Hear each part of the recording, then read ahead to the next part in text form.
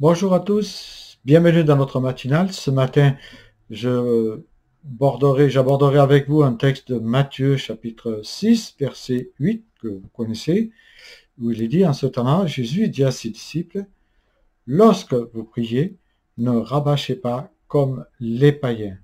Ils s'imaginent qu'à force de paroles, ils seront exaucés.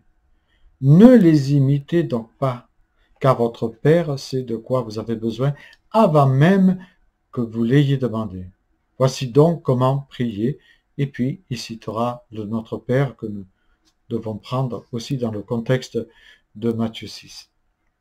Votre Père sait de quoi vous avez besoin avant que vous lui demandiez. Et je trouve cela extraordinaire, moi. En fait, le Seigneur ne dit pas qu'on ne doit pas prier. Il ne dit pas cela. Il nous rappelle que la prière n'est pas un simple bavardage creux et vain que l'on pourrait avoir avec Dieu. Ici, il semble faire allusion aux Grecs comme les païens, qui faisaient de longues prières et citaient de nombreux titres et noms de leur divinité, tout simplement pour pour essayer d'attirer leur attention.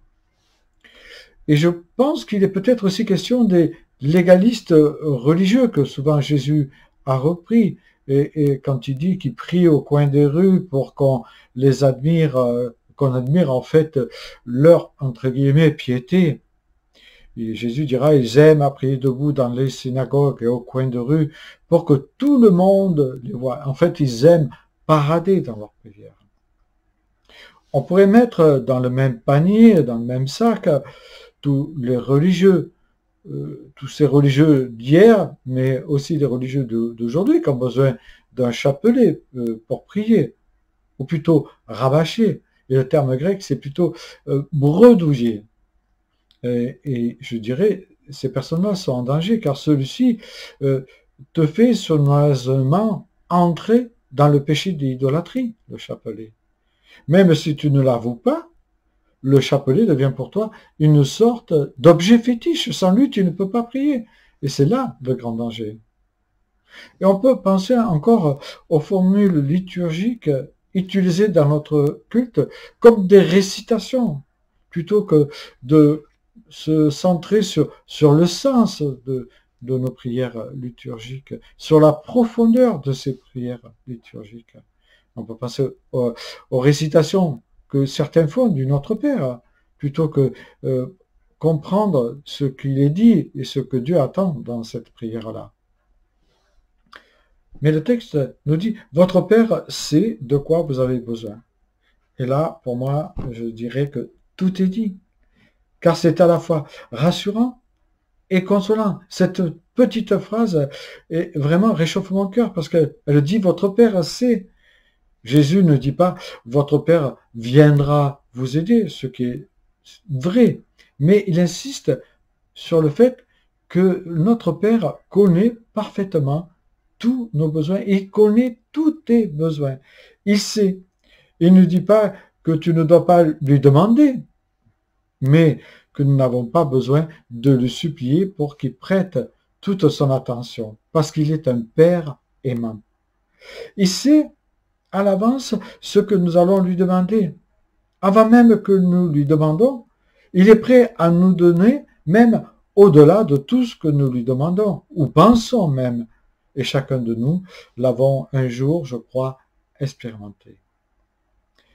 Un des dangers serait de croire que nous ne devons pas persévérer dans la prière. Au contraire, beaucoup de textes nous rappellent la persévérance. Il y a la persévérance qui est un éloge, et que Jésus en fait l'éloge, où il nous donne l'exemple même de lui quand il est au jardin de Gethsémani, où il pria pour la 3e fois, que les disciples n'ont pas su veiller et prier avec lui, dans Matthieu 26, 30.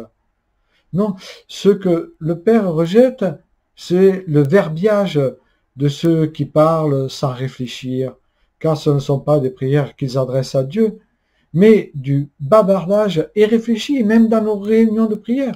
Nous pouvons retrouver cela. C'est-à-dire des prières en fait de mots vides de sens, dites avec légèreté, avec des lèvres, mais sans le cœur et l'esprit. Il prie, en fait, pour prier comme le groupe qu'elle a peut-être. Ce sont même de véritables moulins à parole dans nos réunions de prière, comme ceux qui font de la méditation transcendantale, hein, croyant obtenir une paix en faisant et en répétant. Jésus condamne toute récitation automatique de prière qui serait prononcée sans concentration sur ce qui est dit. Il condamne tout simplement toute prière de la bouche dans laquelle l'esprit n'est pas engagé. Soyons sûrs d'une chose, le Seigneur sait tout ce qui nous concerne et connaît tous nos besoins. Il les a comptés, il les a mesurés et il s'en occupe avec autant de sagesse que d'amour.